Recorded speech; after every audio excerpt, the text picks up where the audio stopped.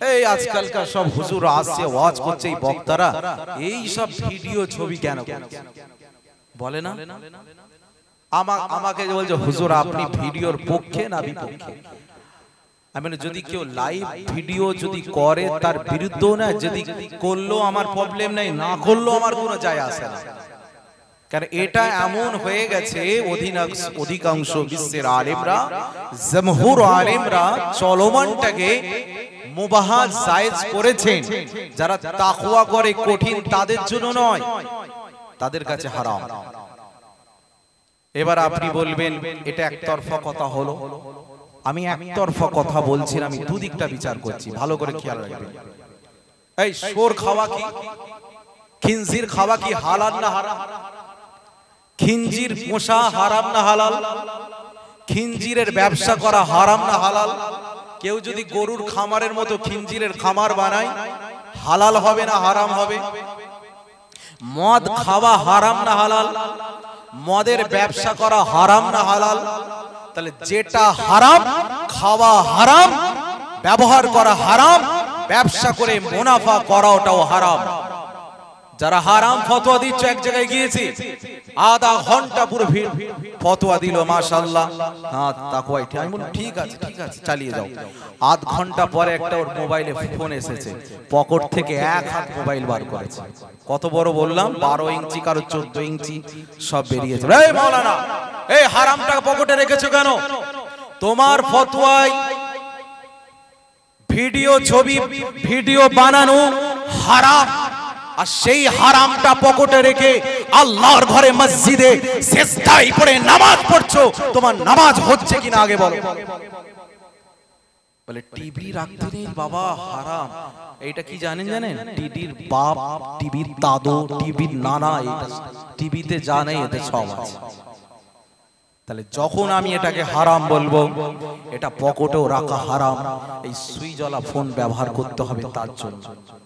কেন আমি হারাম জিনিসটা, বাবা আজকে কি ভোটের খবর রে, এই কি অবস্থা, এই দেখ দেখ দেখ কি হয়েছে, এই অমুক বক্তা দেখ কি বলছে রে। এই হারাম জিনিস দেখছো কেন? হারাম জিনিস দেখছো কেন? রাসূলুল্লাহর হাদিস মুখাসাফাতুল কুলুব, ইমাম গাজ্জালি বলছেন যার চোখ হারাম জিনিস দেখে পরিপূর্ণ হবে, আল্লাহ ওই চোখকে জাহান্নামের আগুন দিয়ে পরিপূর্ণ করবে। এই মাওলানা হারাম বন্ধ করো। তাহলে দুটো দিকই তোমাকে তাকওয়া করতে হবে। আমি কারোর পক্ষেও বলছি না, আবার কারোর বিপক্ষেও বলছি না, আমি উভয়টা বুঝে বলছি। তাহলে দুটো আমল তোমায় করতে হবে, তাহলে তুমি ঠিক পথে আছো, ঠিক না? যেমন হারাম তেমন রাখাটাও হারাম মনে করব, তাহলে তুমি সঠিক।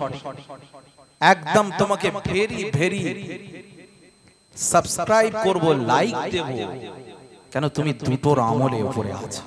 কেন তুমি হারামও করো খাও না, আর হারাম জিনিসের ব্যবসাও করো না, তুমি সঠিক পথে আছো। অবশ্যই তুমি হারাম দেখছো না, কিন্তু হারাম ব্যবহার করছো। এই দেখ ভিডিও, এ অনেক জায়গায় হয় এরকম সমস্যা। তাহলে সবটাই হারাম। শুয়োরের গোশত খাওয়া যেমন হারাম, শুয়োর পোষাও হারাম, শুয়োর পালন করা হারাম, শুয়োরের ব্যবসা করা হারাম। আজকে যে আলেম, আমি কারোর পক্ষে বলছি না, নাই করতেই হবে কোনো অসুবিধা, এটাও আমি জোর দিচ্ছি না, যে বলে এটা দেখা হারাম, সে যদি দ্বিতীয়টাও আমল করে যে আমি হারাম রাখি না, ঠিক পথে আছে, সঠিক পথে, কিন্তু বলবে হারাম আর রাখবো পকেটে। এই মাওলানা বিশ্বের জমিনের যত ফতোয়ার কিতাব তুমি খুলে দেখাও, যেটা দেখা খাওয়া হারাম, যেটা দেখা হারাম সেই ব্যবহার করাটাও হারাম। দেখাতে পারবে না, করলে দুটোই আমল করতে হবে। আমি কিন্তু কারোর পক্ষেও বলছি না, বিপক্ষেও বলছি না, আমি বলতে চাইছি দুটো আমল করো, তাহলে তুমি সঠিক পথে।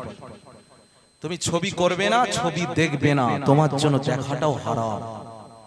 যেমন শুয়োরের গোশত খাওয়া হারাম, শুয়োর পালন করাটাও হারাম। কেন নবী বলছেন হারাম জিনিস দ্বারা যার চোখ পরিপূর্ণ হবে, আল্লাহ জাহান্নামের আগুন দ্বারা তার চোখটাকে পরিপূর্ণ করে দেবে।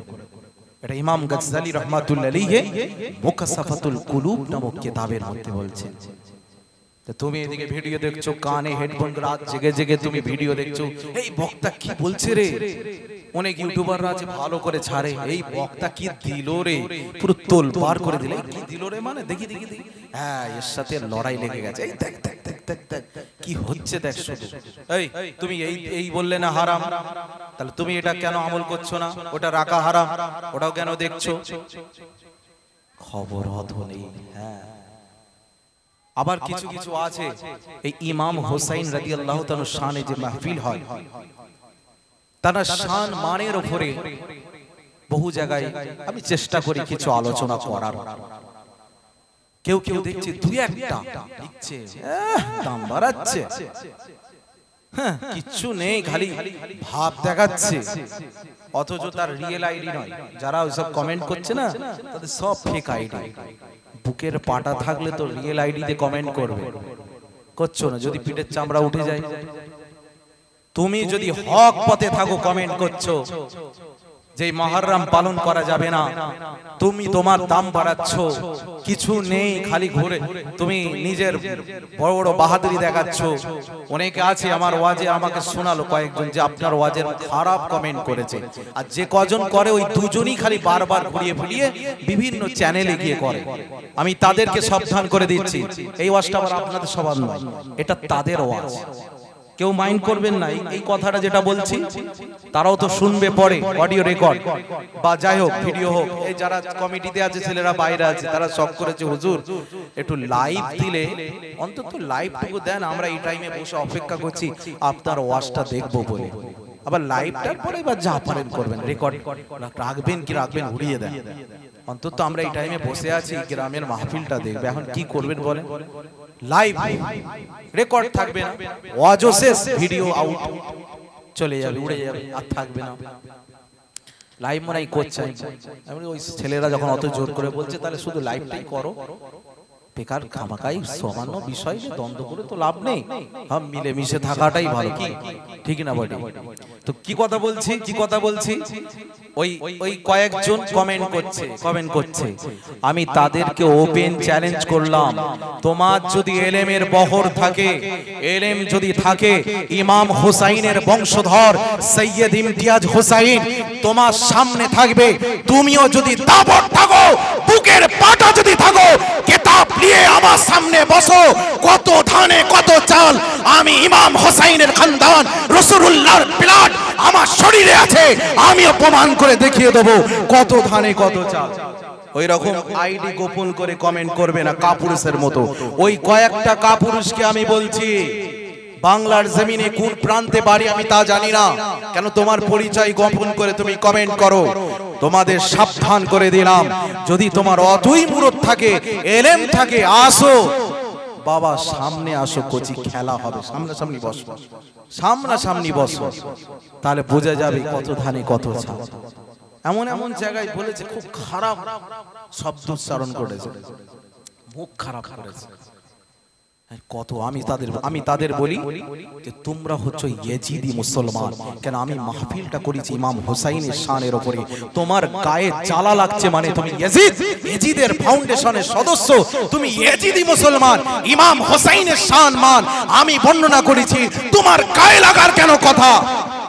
ইমাম শাফি রহমাতুল্লাহ আলাইহি সাফি মাযহাবের ইমাম ছিলেন। ইমাম শাফি রহমাতুল্লাহ আলাইহি ইমাম হাসান হোসাইন রাসূলুল্লাহর মেয়েকে ভালোবাসতেন, প্রেম করতেন। তাই ওই জামানার লোকেরা ইমাম শাফিকে কি বলেছিল জানেন? যে তুমি বাতিল আকীদা হয়ে গেছো, পথভ্রষ্ট হয়ে গেছো, ইসলাম থেকে খারিজ হয়ে গেছো, তুমি মুরজিয়া হয়ে গেছো। এমনকি এত অত্যাচার বেড়ে গেল, ইমাম শাফি মাযহাবের ইমাম, জগৎ বিখ্যাত আলেমে দ্বীন, লক্ষ লক্ষ হাদিসের হাফেজ, তানাকে হাতে শৃঙ্খল বেঁধে পায়ে বেরি পরিয়ে বাগদাদের শহরে ঘোরানো হয়েছিল। যখন বাগদাদের শহরে ঘোরানো হচ্ছে, ইমাম শাফি রাহমাতুল্লাহ আলাইহি ওই বাগদাদের জমিনে শহরে দাঁড়িয়ে বলেছিল, ও জিন ইনসান সাক্ষী থাকো, আমি ইমাম শাফি রাসূলুল্লাহর আওলাদদের মোহাব্বত করেছি, তাদের শান মান বর্ণনা করেছি। যদি এর বদনামটা হয় যে আমি বাতিল হয়ে গেছি, আমি পথভ্রষ্ট হয়ে গেছি, আমি মুরজিয়া হয়ে গিয়েছি, এ জিন ইনসান সাক্ষী রাখো, তোমরা যা বদনাম দিয়েছো আমি কবুল করে নিলাম, তোমরা যা ভাবো আমি তাই আমি কিন্তু আহলে বাইতের মহব্বত করতে ভুলবো না। জোরে বলেন না সুবহানাল্লাহ, আরো চিৎকার দিয়ে বলেন। কে বলছেন? ইমাম শাফি, যার কদমের ধুলোর যোগ্য এই বিশ্বের জমিনে আজ পর্যন্ত কোনো আলেম নেই। এত বড় আলেম ছিলেন ইমাম শাফি।